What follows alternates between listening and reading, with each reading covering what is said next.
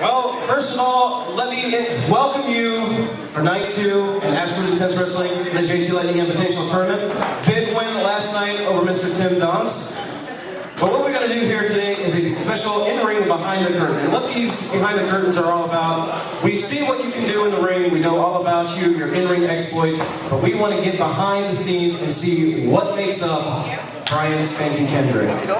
So Brian, I'm pretty sure everyone here knows that you got your start in professional wrestling by attending the Shawn Michaels Wrestling Academy. So tell me a little bit about your experiences at the Shawn Michaels Wrestling Academy. He scared the piss out of me, man. He's intense, you know, he's a hero of mine, and he scared me into becoming the wrestler I am today. Some of your trainees that train alongside you are some of the most well-known names in all professional wrestling. Tell us about some of the guys you came up with. Well, I mean, the one who's become the biggest star by leaps and bounds is Brian Danielson, who's Daniel Bryan, or American Dragon. Lance Cade was another guy who was in the same class and passed away a few years ago in this injury. Michael Shane came through there, you know, and a bunch of other guys that are still out there wrestling around the world. Now, as you were coming up at the Shawn Michaels Wrestling Academy, was there one guy in particular that caught your attention that you kind of said, that's going to be the guy out of this group that's going to be the big star? You know, I wanted to be that guy. So, yeah, I always looked at Brian Danielson as a motivator, because he's a genius, and he's unbelievably talented. So that's who I always tried to measure myself up to. Now, as you started your professional wrestling career, take us right into your very first pro wrestling matchup. That would be against American Dragon Brian Danielson. It was for Shawn Michaels. We went 10 minutes, time limit draw, and we beat the piss out of each other.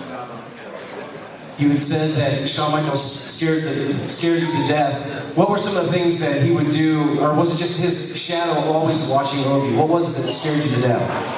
Well, I mean, he was a hero of mine, and so,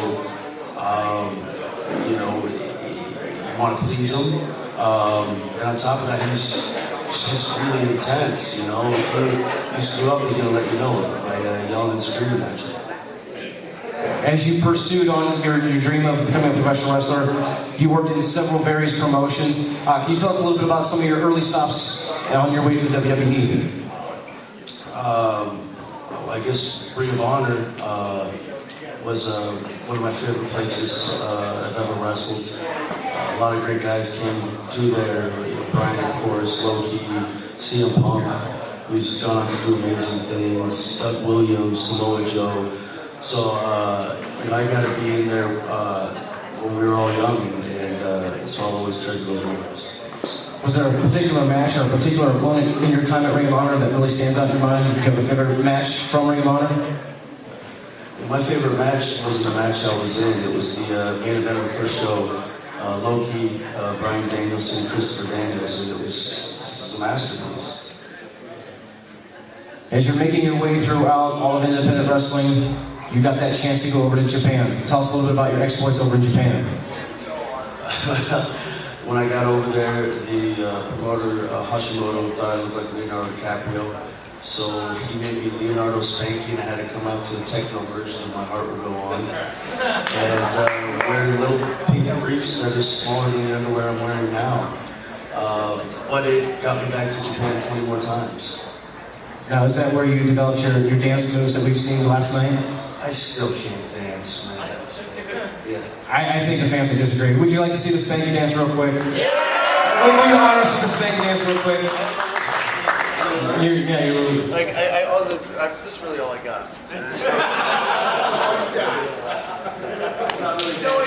The Spanky dance!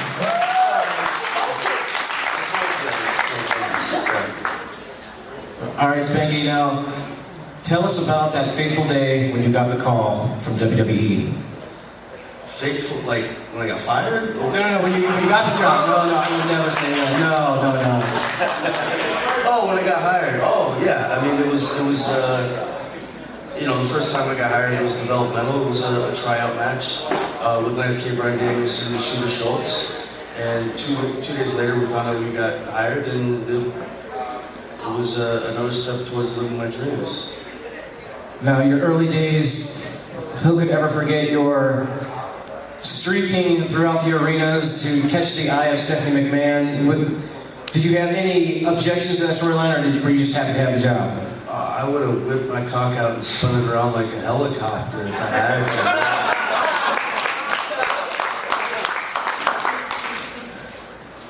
to. You caught the eye of Stephanie McMahon, you got the job. Take us into your tag team with Paul London.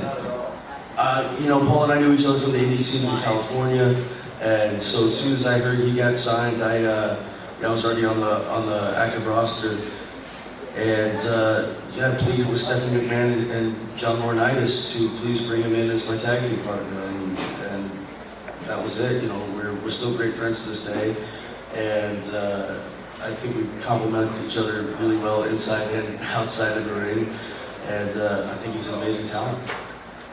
Now, AIW fans are stranger to Paul London. Paul London was with us last year for the Invitational. I gotta ask you for your favorite Paul London story that you can actually share with us here tonight. Oh, jeez. I don't know, like, one time, I and one other guy, that I won't name, got our mitts on some quarter sticks of dynamite in Tijuana, and we thought it'd be really funny to go up to the top floor in the hotel, in one of those atrium-style hotels where you can look over the balcony about 13 floors up, and light some dynamite in there and throw it over the edge. And so, of course, that set off all the alarms, and we saw dynamite, and I guess it was Mexican marijuana on us. And as we got the hell out of there, and the cops already showed up, we got in a cab, and the cops told the cab driver to take us to some place where they could meet us. And thank God Paul speaks fluent Spanish, so as soon as we took off, Paul started screaming out in Spanish, and we got the fuck out of there.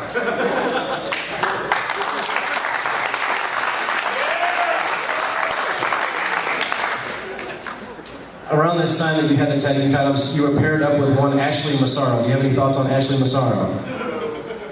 Yeah, she's a sweet gal who, you know, I don't know how much wrestling she watched going into it. So it's, you know, kind of different when you're a model or a football player who gets offered a job.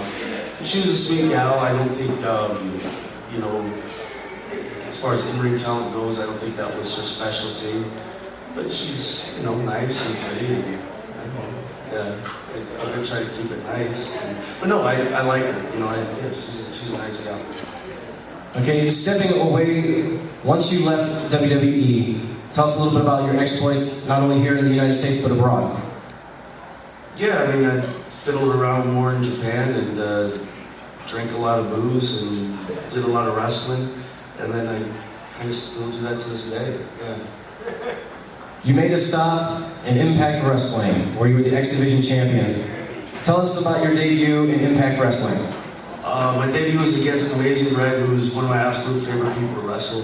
So, you know, it was the first time we had a singles together, and I really enjoyed it. My whole time there, I liked all the guys.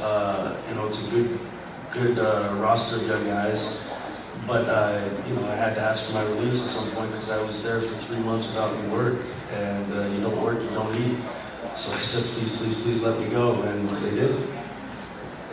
If I can just dwell on TNA Impact Wrestling for just a moment. You were involved in a storyline with the Monster Abyss over the X Division title that really upset a lot of hardcore fans because they didn't feel that Abyss deserved to have that title. Do you have opinions on that yourself? I think that's, to me, I would disagree with that. I think the X Division title was held by Samoa Joe at one time. I don't think now it's become limited to people 250 pounds or under, but I think that's a mistake. I think Abyss can really go. I think he's ultra talented and a super nice guy, and I wouldn't mind seeing him have the belt for 2 years and just run him through guys. I think it's a good idea. Was there any particular match in Impact that really sticks out in your mind that this was the essential Brian Kendrick? Not really. You asked for your release with Impact Wrestling, your return to the independent season, I'm sure, over in Japan. Where is Brian Kendrick these days? Do you plan to go back to WWE? Do you plan to go back to Impact Wrestling? Or are you content and happy with Japan and the independents?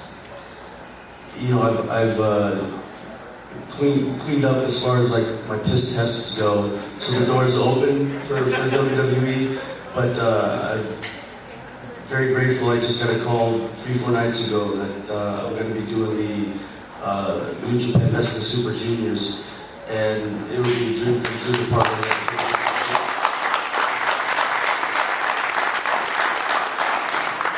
Well, Spanky, it is an honor to have you here with us at the JT Lightning Invitational Tournament. We said earlier that you were victorious in what a lot of fans are considering an upset, defeating Tim Donst. You're into the second round. What are your plans here tonight? I don't know why people are so upset about me winning. My plans tonight, I'm going to wrestle. I'm going to try to win, man. That's the idea. And certainly I want to recapture the spirit I once had, the love I once had for wrestling. So, win or lose, hopefully I can pour it all out. Well, Spanky, I'm sure all these AIW fans will agree with me that we thank you for being here tonight. And now we are going to open up the floor to questions from our great fans. I see Aaron Bauer walking around with a microphone. If you have a question you would like to ask Spanky, please just raise your hand and Aaron will make his way over to you. And we'll do our best to get everyone accommodated here. I've got a question. What was the most important match of your career? I guess it would have to be the tryout I had years ago with Lance and Shooter and Dragon, because that opened up the door for everything else. The one that got me my developmental contract. Anyone else have a question for Spanky? Believe over here, Aaron.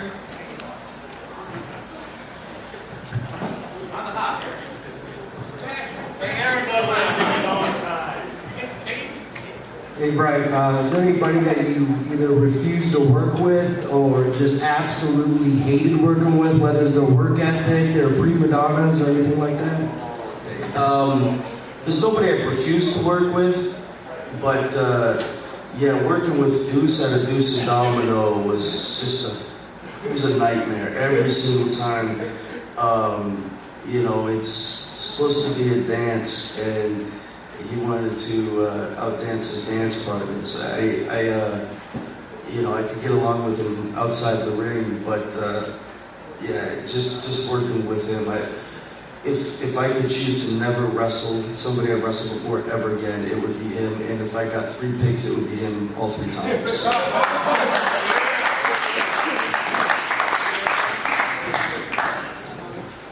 Where did you get the name Spanky from? I feel really weird answering that question. Hey, because of your age.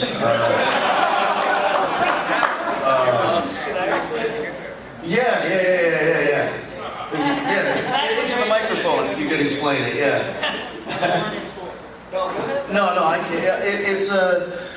There's a show way back in the 30s, 40s. It was this, like a black and white little, like a Three Stooges sort called the Little Rascals, and the leader of the gang was Spanky, and I liked that name.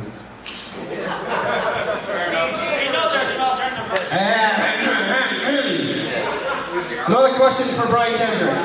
Right over here. So, besides being interviewed by Pedro, what has been the most difficult part of your career?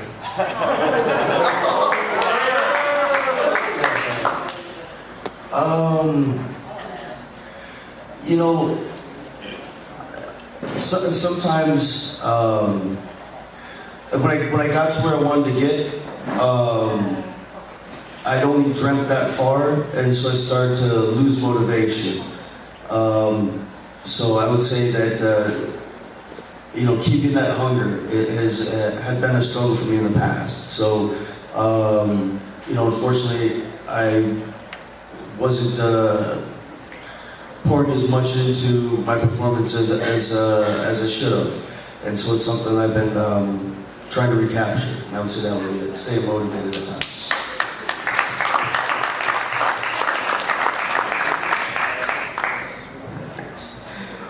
Well, let's put it this way.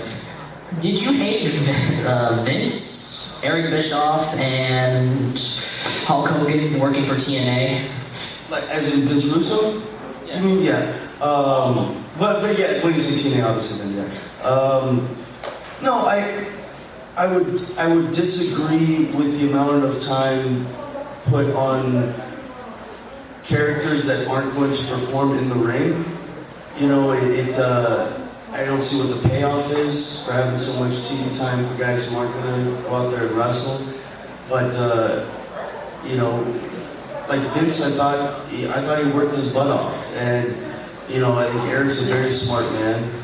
And as far as Hulk Hogan goes, a lot of people don't know this, but as far as like his mentality just in life, he's a very spiritual person and into a lot of, you'd say new agey type stuff, so that's something that him and I really clicked on. So but not that, yeah, yeah, he's somebody who, as far as the way he carries himself, I really admire. So yeah, there's some good to them being there for sure. All right back over here. Who would you consider your dream match now that you've been in WWE, TNA, everywhere? Who would you consider as your dream match from here on in? Oh, if I could wrestle Shawn Michaels, that would be it. That would be my dream match, hands down.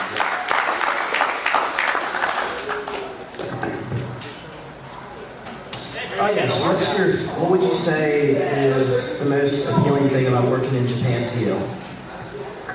I like the storytelling of it is that it's pouring your heart out there and it's a fight. And so that style I'm crazy about, and the lifestyle, the way the people live their lives there. You know, outside the Tokyo Dome, you'll see 10,000 bicycles and not a single one of them has a lock on it because people don't steal, you know what I mean? And it's just the integrity that they have and the pride they put into everything that they do. From you know, the people at McDonald's, the way they fold up your sandwich bags and everything. It's just everybody there is on top of their game at all times, and it's inspiring. As you got the push as the Brian Kendrick and you needed some muscle and they had Ezekiel Jackson as your bodyguard, tell us about that relationship a little bit. Did you have any chance to choose who you wanted, or was he just a look that they were going with? No, I was, you know, I'd approached Vince with doing something different. He wanted to be receptive, but he said, you need a heater, kid. And so they needed some muscle. And he said, go down to Tampa. And I found the gnarliest looking dude down in Tampa. You know, the two that stood out were him and Sheamus. But, you know, that Zeke's he's got a really nice face when he's smiling, but when he looks angry, he looks pretty scary. So I thought that's the guy. And as a person goes, you know, he's a very nice guy, a good family man, and yeah, I was very happy with my choice. Hi. So, what are your thoughts on working with Glow? With Glow, the restart of Glow that kind of happened and didn't happen. I didn't work with them. I know the guy who was running it put out a release that Paul and I were working there. I've never met the guy in my life. I talked with him once on the phone about filling in for Paul for a show he was going to miss, and then the guy never got a hold of me for the show. The show happened without me. I guess best of luck with it, you know what I mean? But yeah, I think it's a shame that I'm even associated with it. There you go. What was it like working in PWG? California is a weird place to wrestle, and it's more of a party for the fans that all just have like this gathering spot once a month. So they they tend to care more about getting their chant heard on the DVD than they do enjoying the wrestling, and they like to try to figure it out instead of soaking it in. A lot of great wrestlers come through there, but I don't really seem to fit in there, I would say. Yeah. I like the guys, and I'm happy that there's a great place for great wrestlers to work in California. But yeah, I've had fun there, but it's definitely not my style of wrestling. When you were in WWE and you were champ with Paul London, how did you see tag wrestling then as compared to now, and what are your thoughts on tag wrestling in general? I think it's lost art and was lost even when Paul and I were there. I think tag wrestling, when it's at its best, is the best kind of wrestling. You know, the Midnight Express, Rock and Roll Express matches they haven't been duplicated. They're unbelievable. But Paul and I took a tour of the Tekken Towers one day, and we asked Shane McMahon, I asked guys to know, you have posters of, you know, Batista and Undertaker and all, and guys from the past on the walls, and I don't see a single tag team, and there's no tag teams in the opening of the shows, and why is that? And Shane says to me, not since Legion of Doom have I cared about tag team wrestling. And so I just don't think it's, respected. I think it's more of a stepping stone there than it is a featured part of the show, and I think it's a bit of a shame. Out of all the wrestlers in the Impact scene in Ohio, who would you most likely want to wrestle? Oh, BJ Whitmer. BJ Whitmer. I've wrestled him before, and I love wrestling him, and yeah, if I had one pick, I'd want to wrestle BJ Whitmer again. Anyone else with a question for Brian Kendrick? How do we make that match happen? Is the Tupac holograms Tupac still alive, or is it a hologram? If the brackets fall in line, it might happen tonight, fingers crossed. And I don't know if Tupac's a hologram, but the planes that flew into the towers were. All right, ladies and gentlemen, Brian Spanky Kendrick.